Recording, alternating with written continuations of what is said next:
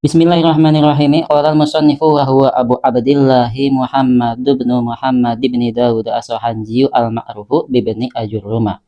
Telah berkata siapa musannif? Musannif ya, penulis kitab Jurumiyah yaitu namanya Abu Abdillah Muhammad bin Dawud As-Sahanji yang biasa kita kenal dengan nama Ibnu Ajurrum atau yang biasa kita kenal Jurumiyah. Al-Mauludu fi sanatis nataini wa sab'ina wa sittimi'atin. Beliau lahir pada tahun 672 Hijriyah ya. Wal mutawaffa. Beliau wafatnya fi sanati salasina wa isyrina wa sab'i mi'atin minal hijratin nabawiyyati rahimahullah taala. Beliau wafatnya meninggalnya pada tahun 723.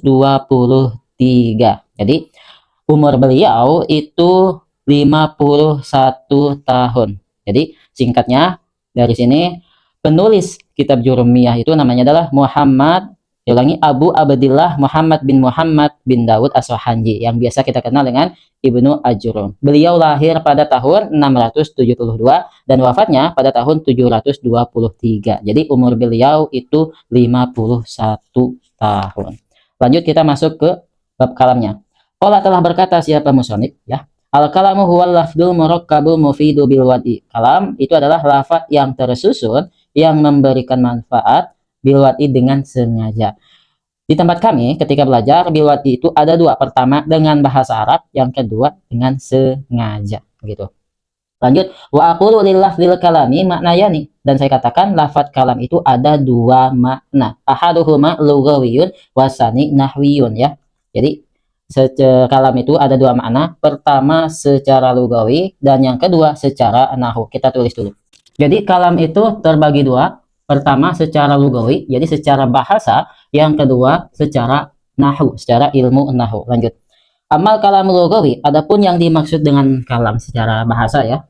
Bahwa ibaratun amma tahsulu bisababihi faidatun. Dia itu adalah ungkapan ibarat dari perkara yang menghasilkan dengan sebab perkara tersebut faedah. Pada intinya perkara itu yaitu kalimat tersebut menjadikan faedah, ada manfaatnya gitu. Sawaun akana lafdon, sama saja dia bentuknya itu lafat, am lam yakun, atau dia bukan lafat. Kalau khoti seperti tulisan, wal kitabati seperti tulisan, coretan atau yang random, wal isyaroti dan juga isyarah ya, petunjuk, itu dikatakan kalam. Ini menurut secara lugawi. Dia mau secara lafat ya, tuh secara lafat itu seperti tulisan, contohnya Muhammadun, atau bukan secara lafat ya, bukan secara lafat, contohnya seperti khot ya, tulisan ya, tulisan seperti ini. Nah ini dinamakan kalam secara khot, tulisan, atau secara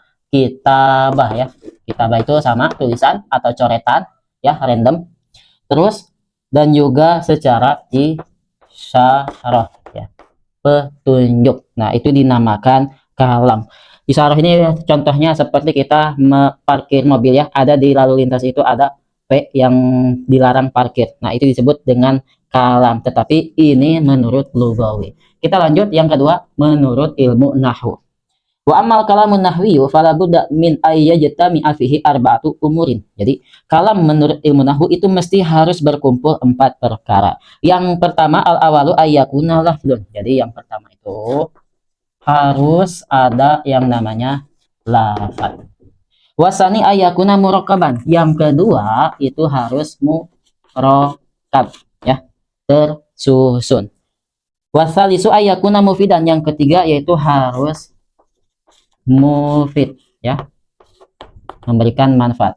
Terus yang keempat itu bil wad'i ya, bil wad'i, bil wad'i arobihi, itu yang keempat. Lanjut kita masuk pembahasan yang pertama yang secara lafaz. Wa ma'na kaunihi lafdun ayakuna sautan mustamilan ala ba'dil hurufil hijaiyati ya.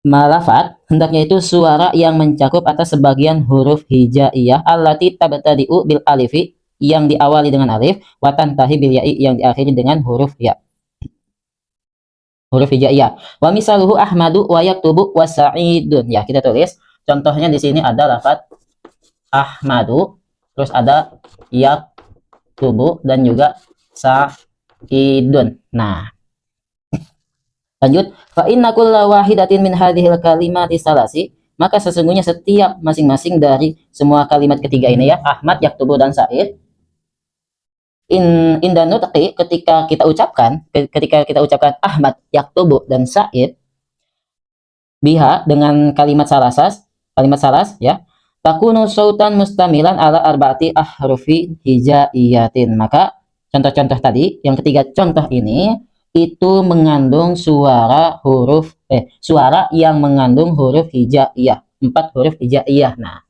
sini ada 4 huruf ya. Pertama itu ada hamzah, huruf hamzah, terus ada ha, ada mim, terus ada huruf dal, ada 4. Terus di sini ada ya ya. Ada ya, kaf dan ta dan ba. Terus Said ada sin, ada ain, terus ada iya dan ada huruf dal. Nah, ini dinamakan lafat karena dia mencakup dari sebagian huruf hijaiyah. Nah, lanjut. Fal isyaratu masalan ya, petunjuk ya, isyarah misalnya, la tusamma kalaman indan nahwina, itu tidak dinamakan kalam menurut ulama nahwu. Mengapa demikian? Karena li adami kauniha sautan mustamilan ala ba'dil hurufi. Karena dia tidak mencakup ya, bentuknya itu tidak ada suara ya, maksudnya suara itu tidak mengandung huruf hijaiyah begitu ya. Misalnya petunjuk yang tadi ya, contohnya dilarang parkir. Ya, meskipun kita paham itu menunjukkan dilarang parkir, tetapi secara ilmu nahwu itu tidak dikatakan kalam. Mengapa? Karena dia tidak ada suara yang mencakup huruf hijaiyah.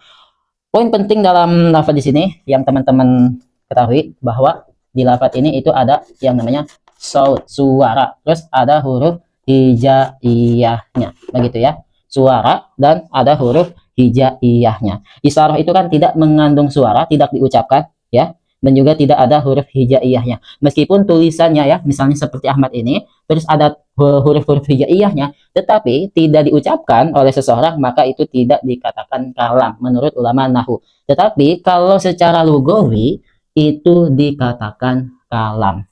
Jadi kesimpulannya, lafaz di sini itulah harus diucapkan dan ucapan tersebut harus ada huruf hijaiyahnya seperti Ahmad. Kita sebutkan Ahmad, nah itu disebut dengan lafaz. Lanjut.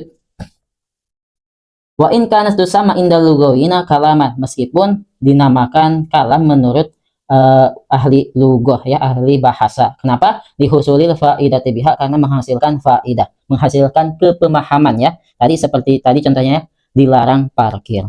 Kita masuk yang kedua, murakkab. Wa ma'na kaunihi murakkaban, maksud dari murakkab adalah ayyakuna muallafan min kalimataini au aksar, yaitu dia hendaknya tersusun dari 2 kalimat atau lebih. Contoh Muhammadun musafirun, wal ilmu nafi'un, contohnya yablugul mujtahida al majda, contohnya itu walikulli mujtahidin nasibun wal ilmu khairu ma tas'a ilaihi. Nah, kita ambil contoh Muhammadun musafirun ya. Nah, kita ambil contoh Muhammadun musafirun yablugul mujtahida al majda. Kita ulangi, murakkab itu adalah yang tersusun 2 kalimat atau lebih. Lanjut, fakul ibaratin min hadhil ibarati tusamma kalaman. Nah, maka setiap ibarah ini, ungkapan ini, contoh ini itu dinamakan kalam. Wa kullu ibaratin minha mu'allafatun min kalimataini. Mengapa? Karena setiap contoh tadi ibarat ini ya, itu tersusun dari 2 kalimat atau lebih ya. Muhammadun kalimat pertama, musafirun kalimat kedua, ya belugu kalimat pertama, al mustahidu kalimat kedua, al mazda itu kalimat ketiga. Ini dinamakan murakkab, tersusun 2 kalimat atau lebih. Lanjut. Fal kalimatul wahidatu la tusamma kalaman inda nuhati. Nah, maka adapun satu kalimat ya, bentuknya hanya satu, itu tidak dinamakan kalam menurut ahli nahwu. Misalnya ini ya, hanya Muhammadun saja ya, tidak ada musafirunnya, maka itu tidak dinamakan kalam ya, karena tidak tersusun ya. Tadi karena murakkab itu tersusun 2 atau lebih ya, 2 kalimat atau lebih. Lanjut, idan dama ghairuha ilaiha sawaun akanan dimamu ghairiha ilaiha haqiqatan ya. Kecuali apabila kalimat tersebut, kalimat lainnya disatukan dengan kalimat lainnya, sama saja dia itu atau yang lainnya digabungkan dengan yang lain. Misalnya yang A digabungkan dengan B, yang B digabungkan dengan A. Misalnya yang tadinya hanya Muhammadun lalu ditambah kalimat musafirun, maka ini dinamakan murakab dan juga dinamakan kalam, atau tadinya hanya kalimat musafirun lalu ditambah kalimat Muhammadun. Jadi Muhammadun musafirun. Nah, itu maksudnya. Ini secara hakikat. Maksud hakikat itu tertulis dan juga terlihat. Kal amsilati sabiqati, seperti contoh yang terdahulu. Ini maksudnya Muhammadun musafiru dan seterusnya. Contoh-contoh yang tadi. Am takdiran, atau secara takdir, perkiraan. Nah, kalau yang ini itu secara hakikat. Nah, yang kedua itu secara takdir, memperkirakan. Lanjut. Kama idza qala laka qailun, sebagaimana apabila ada seseorang berkata kepada kamu, ya. Begini, man akhuka, siapa saudaramu? Fataqulu Muhammadun, maka kamu bilang Muhammad. Fahadhil kalimatu tu'tabaru kalaman, maka kalimat Muhammad, ya, cuman Muhammad saja itu dinamakan kalam, ya. Mengapa? Li'anna taqdira Muhammadun akhi, karena ada takdirnya, ya, ada yang dihilangkan, maksudnya ada yang disembunyikan, itu kalimat akhirnya, karena takdirnya adalah Muhammadun akhi. Fahiya fi taqdiri ibaratun mu'allafatun min salasi kalimatin, maka kalimat Muhammadun akhi itu secara takdirnya, ya, ada kalimat tersembunyi, itu adalah ungkapan yang tersusun dari 3 kalimat. Jadi ada secara hakikat seperti Muhammadun musafirun, dan ada secara takdir, ya, diperkirakan, maksudnya ada yang disembunyikan seperti Muhammadun akhi. Nah, itu 3 kalimat, Muhammadun, terus akhun, terus ya mutakalim, 3 kalimat. Kita lanjut yang ke nomor 3. Wa makna kaunihi mufidan, ya, maksud dari mufidan ayyah sunah sukutul mutakalim alaih, itu hendaknya merasa cukup, merasa bagus, ya, artinya bagus diamnya mutakalim dengan setelah mengucapkan kalimat tersebut, ya. Bihaitsu la yabqa sami'u muntadhiran bi syai'in akhar, sekiranya si sami, ya, pendengar, lawan bicara, ya, itu tidak menunggu perkara yang lain, maksudnya dia tidak menunggu pertanyaan lagi, tidak menunggu kelanjutannya lagi. Begini, misalnya ada Zaid dan Muhammad sedang berbicara, Muhammad itu berbicara dengan Zaid, nah, lawan bicaranya itu Zaid. Nah, sehendaknya si Muhammad itu berbicara kepada Zaid itu dengan sekiranya Zaid itu tidak bertanya lagi, yang artinya perkataan Muhammad itu sempurna. Ya, lanjut. Contohnya, falau qulta idza hadara al ustadu, ya, apabila hadir ustad, kita tulis dulu. Nah, seumpamanya kamu bilang ke teman kamu gini, idza hadara ustadu. Nah, apabila hadir ustad, nah, la yusamma dzalika kalaman. Nah, ini tidak dinamakan kalam. Mengapa? Walau annahu lafdun murakabun min salasi kalimatin, meskipun lafaz ini tersusun dari 3 kalimat. Pertama idza, yang kedua hadara, yang ketiga al ustad. Ini tersusun, ya, 3 kalimat, ya. Li'annal mukhathaba yantadiru ma taquluhu ba'da hadza ma yatarattabu ala huduri ustadi. Karena mukhathab, ya, lawan bicara tadi, si Zaid tadi, itu menunggu apa yang kamu ucapkan setelah susunan kalimat ini, ya, atas kehadiran ustadz. Seandainya begini, kamu bilang ke teman kamu, idza hadara ustadu, apabila ustadz itu datang. Nah, kamu cuma bilang gitu doang. Nah, Zaid akan bertanya, emang kenapa ustadz itu hadir? Nah, artinya ketika kamu mengucapkan kalimat ini, idza hadar ustadu, si Zaid menunggu kelanjutannya apa. Nah, ini tidak dinamakan mufid. Lanjut. Fa idza qulta idza hadar ustadu ansota talamizu. Nah, kalau seandainya kamu bilangnya begini ke teman kamu si Zaid tadi, ya. Kamu bilang begini, idza hadar ustadu ansota talamizu, ya, maka murid-murid itu, para santri itu diam. Nah, soro kalaman, mengapa? Lihusulil faidah, karena menghasilkan faidah. Jadi ungkapan ini, contoh ini dinamakan kalam. Mengapa? Menghasilkan faidah. Jadi idza hadar ustadu ini menjadi kalam sempurna karena ada lanjutannya, ansota talamizu, begitu. Ketika kamu bilang begini, idza hadar ustadu ansota talamizu, ketika ustadz itu hadir, maka para murid-murid santri itu diam. Nah, kalau kamu bilang begitu, si Zaid akan diam. Artinya Zaid itu paham apa yang kamu katakan. Nah, inilah yang dinamakan dengan mufid, memberikan kepemahaman kepada si pendengar, yang dimana si pendengar tersebut tidak menunggu kelanjutannya lagi. Lanjut, ya, nomor 4, bil wada'i. Kita baca, wa makna kaunihi maudu'an bil wad'il arabi, ya, antakunal alfadhu musta'malatu fil kalami min alfadilati wa ashal arabu lidalalati ala makna minal ma'ani. Hendaknya lafaz-lafaz yang digunakan dalam kalam pembicaraan itu lafaz-lafaz yang ditetapkan oleh bangsa Arab untuk menunjukkan makna dari beberapa makna. Misalnya hadoro, ya, misalnya ini kalimat hadoro, itu kalimatun wado'ahal arabu lima'nan. Kalimat hadoro ini sudah ditetapkan oleh bangsa Arab, itu ada artinya. Wahuwa husulul huduri fi zamanil madi. Kalimat hadoro itu artinya hadir pada waktu yang telah berlalu. Jadi kalimat hadoro ini sudah ditentukan oleh bangsa Arab bahwa dia itu zaman madi, hadirnya telah berlalu. Wa kalimatun Muhammadun wadu ahal arabu lima'nan. Nah, kalimat Muhammad ya tadi misalnya nih. Kalimat Muhammad ini sudah ditetapkan oleh bangsa Arab bahwa dia itu memiliki arti wahuwa datu syakhsil musamma bihadal ismi. Itu adalah nama orang yang telah ditentukan dengan nama ini. Misalnya Muhammad ya, itu sudah ditetapkan oleh bangsa Arab bahwa kalimat Muhammad ini adalah nama orang. Fa idza qulta hadara Muhammadun takunu qad ista'malas kalimata ini. Nah, kullu minhuma mimma wada'al arabu. Nah, kalau kamu misalnya bilang hadara Muhammadun ya, kalau kamu bilang hadar Muhammadun, maka kalimat hadar Muhammadun itu sudah takunu qad istamal ya.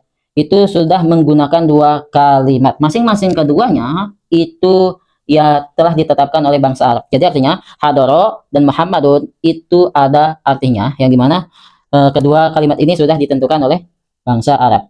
Bikhilafi ma idza takalamta, berbeda halnya nih kalau kamu bilang berbicara nih bikalamin mimma wado'ahu ajamu.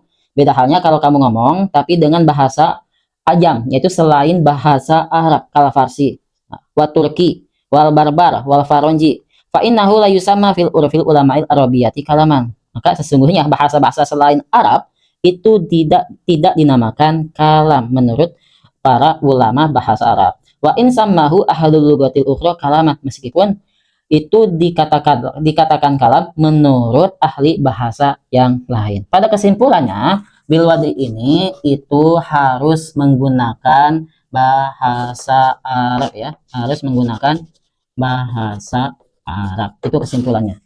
Kalau kami dulu itu disengaja ya, disengaja. Nih, mengapa harus disengaja? Karena ada contoh, kalau ada orang tidur, tiba-tiba dia ngomong hadar Muhammadun, Muhammad telah hadir. Keadaan dia itu sedang tidur. Nah, itu artinya dia tidak masuk ke kategori disengaja, karena orang yang mengigau itu tanpa dia sadari, tanpa disengaja, tanpa kesadaran dia ucapkan. Nah, itu tidak dinamakan bilwad'i dan juga tidak dinamakan kalam. Begitu. Kalau ada orang tidur. Nah, ini ada pertanyaan. Bagaimana ternyata burung beo itu bilang assalamualaikum ketika kamu datang ke rumah teman kamu, ternyata ada burung beo assalamualaikum menggunakan bahasa Arab ya, semuanya lafadz murakkab mufid bil wadi ya, kalimat assalamualaikum. Apakah itu dikatakan kalam kalau seandainya burung beo itu berkata assalamualaikum? Nah, silakan tulis di kolom komentar.